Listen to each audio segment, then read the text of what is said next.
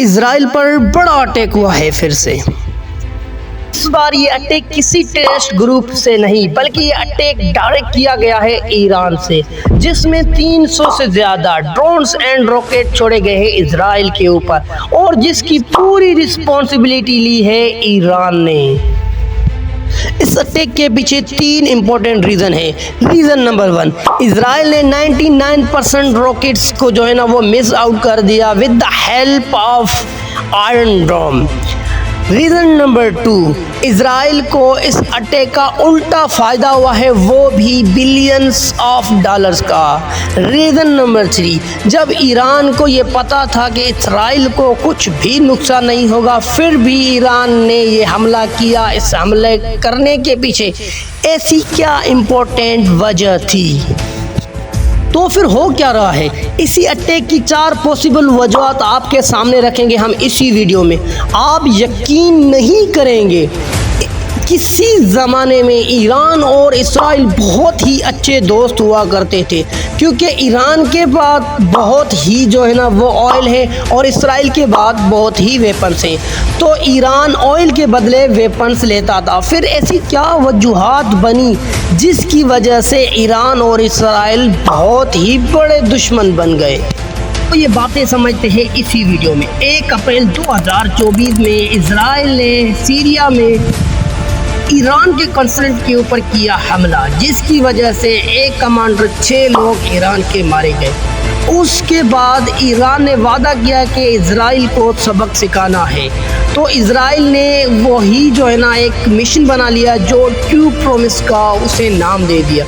उसके बाद ईरान ने कॉल की अमेरिका को कि भाई इसने ये काम किया, हम जो है ना अब इजराइल को सबक सिखाएंगे। तो आपको पता है कि इजराइल और अमेरिका एक ही बात है, तो ये बात टेलीफोन पे थी, सीक्रेट बात थी, पता तो नहीं चलनी चाहिए थी, बट ये पता चल गई इजराइल को। अब मुताबिक ईरान ने टोटल 331 जो है ना वो ड्रोन्स एंड मिसाइल्स लॉन्च किए इजराइल के ऊपर, जिसमें 185 ड्रोन्स थे एंड 103 बैलिस्टिक मिसाइल्स थे एंड 36 क्रूज मिसाइल थे। इनको आयरन डोम ने बिल्कुल ही मिस आउट कर दिया। बाकी सिर्फ 7 मिसाइल इजराइल के ऊपर जाके गिरे हैं। अब बात यहाँ पे ये आती है कि इजराइल इतने बड़े अटैक को कैसे रोक पाया? ये कैसे पॉसिबल हो गया कि सारे के सारे drones, ballistic missile, cruise missile को जो है ना इजराइल ने मिस आउट कर दिया? पहली बात तो ये थी कि अमेरिका ने पहले ही इन्फॉर्म कर दिया कि आपके ऊपर अटैक होने वाला है, जिसकी वजह से इजराइल बिल्कुल ही तैयार था। और ये जो है ना सिर्फ एंड सिर्फ जो है ना मिसाइल जो है ना वो मिस्ड आउट हुए 2 सिस्टम की वजह से। एक तो है आयरन डोम और दूसरा है एरो सिस्टम। अब जो आयरन डोम है ये इजराइल ने 2011 में जो है ना वो लॉन्च किया था।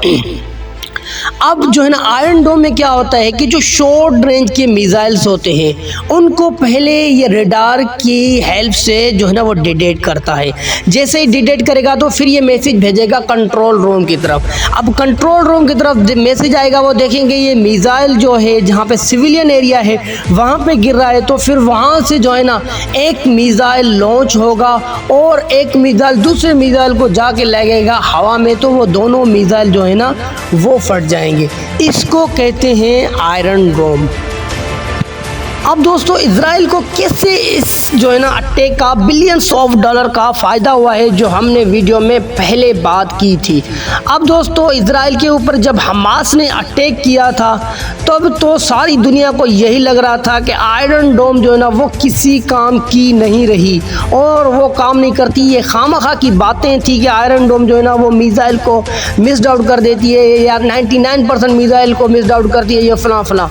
तो इसी वजह से इजराइल का बहुत सारा मजाक उड़ाया गया वर्ल्ड वाइड में। अब इजराइल के पास एक चांस था कि अपने पावर को शो ऑफ करना, एयर डोम के पावर को शो ऑफ करना। तो इसी वजह से इन लोगों ने दिखा दिया कि इनके पास दुनिया का बेहतरीन एयर डिफेंस सिस्टम मौजूद है, जिसका नाम है आयरन डोम एंड एरो 3। अब दोस्तों इन लोगों को फ़ायदा इस तरीके से हुआ है, जो और दूसरी मुल्क जो या दूसरी कंट्रीज जो थ्रेटिन है अभी, जो दूसरे कंट्री से लड़ रही हैं, जैसे कि रशिया और जो है ना जर्मनी लड़ रहे हैं, या रशिया एंड यूक्रेन लड़ रहे हैं, तो ये कंट्री अभी जो है ना कांटेक्ट कर रही हैं इजराइल से कि जो आपके पास आयरन डोम या एरो सिस्टम है वो हमें भी दे दो। बहुत सारे जो है ना फंड अभी प्रोवाइड कर रहे हैं इजराइल को, क्योंकि अब अगर इजराइल जैसा मुल्क इनके साथ खड़ा हो गया तो दूसरे मुल्क के साथ तो नुकसान उन्हीं का ही होगा। तो अब जर्मनी भी इनसे कांटेक्ट में आ गई है कि भाई ये system arrow 3 and air defence system हमें दे दो, हम अपने कंट्री के बॉर्डर्स पे फिट कर दें। तो इसी वजह से अब इजराइल को सबसे बड़ा फ़ायदा ये होगा कि ये जो है ना अपने वेपन्स बेचेगा और बहुत सारा पैसा लेगा। और दूसरे नंबर पर ये फ़ायदा इसको ये हुआ कि इसने दुनिया को दिखा दिया कि हमारे पास जो है ना आयरन डोम प्रॉपर काम कर रहा है। जो लोग मजाक उड़ा रहे थे वो भी अब हैरान हो गए हैं। तो इसी वजह से इजराइल को बिलियंस ऑफ डॉलर का जो है ना वो फ़ायदा हुआ है। अब दोस्तों ये बात भी समझने की है, जब ईरान को पता था कि इजराइल का एयर डिफेंस सिस्टम बहुत ही स्ट्रॉन्ग है, हमारा जो अटैक है ना वो इजराइल को ज़्यादा नुकसान नहीं पहुंचा सकता, फिर भी ईरान ने ये अटैक क्यों किया? इसके पीछे ऐसी कौन सी वजह थी जो ईरान ने ये अटैक करना बहुत ही लाजमी समझा? अब दोस्तों सबसे पहली बात तो इसके पीछे वजह ये थी कि इजराइल ने इनका कमांडर और 6-7 जो है ना वो लोग शहीद किए थे। तो अब ईरान ने कहा कि अगर हम इनको जवाब नहीं देंगे तो कल को फिर कोई भी कंट्री आएगी, कोई भी मुल्क आएगा जो वो है ना इनके लोग मार के चला जाएगा। अब ईरान ने कहा नहीं, हम जब तक चुप थे तो थे, अब जो है ना हम चुप नहीं रहने वाले। अब जो भी कंट्री हमारे ऊपर अटैक करेगा हम उसके ऊपर जो है ना वो अटैक करेंगे। अब यहाँ पे बात ये भी आती है कि फिर ईरान ने इतने मिसाइल्स, इतने ड्रोन्स क्यों मारे? अब दोस्तों सबसे पहली बात, ईरान का ये पहला अटैक था इजराइल के ऊपर जो डायरेक्ट ईरान ने किया।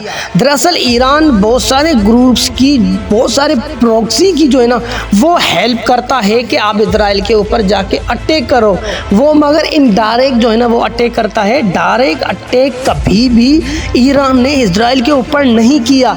जैसे हमास आप लोग अब सोचने की बात यह है कि हमास को इतना असला कौन प्रोवाइड कर रहा है, या हिजबुल्लाह है लबनान में उसको इतना असला कौन प्रोवाइड कर रहा है? तो इन सब को ज़्यादातर असला ईरान ही जो है ना वो प्रोवाइड कर रहा है। बट अब ईरान को मौका था कि ये जो है ना डायरेक्ट अटैक इजराइल के ऊपर करे और दुनिया को दिखा दे कि हमारी कंट्री के ऊपर अगर अब कोई भी अटैक करेगा तो हम उन लोगों को नहीं है छोड़ने वाले। और दूसरी बात ये भी, ईरान की दिल में जो है ना वो आग जल रही थी कि इजराइल ने बहुत सारे फ़लस्तीन के या फ़लस्तीन गाज़ा के बच्चों को, औरतों को जो है ना बेगुनाह, कोई गुनाह नहीं था उनका, जो है ना उनको मारा है। तो ये आग भी ईरान ने अपनी निकाली और जो मुस्लिम कंट्रीज़ हैं उनको भी दिखा दिया कि अब कुछ करने का टाइम है। पहले तो ये सोच रहे थे ना कि हम अटैक करेंगे तो हम तबाह हो जाएंगे, अब ईरान ने अटैक किया है तो आप भी जो है ना वो अटैक कर सकते हैं। तो दोस्तों यही कहानी है ईरान और इजराइल की अटैक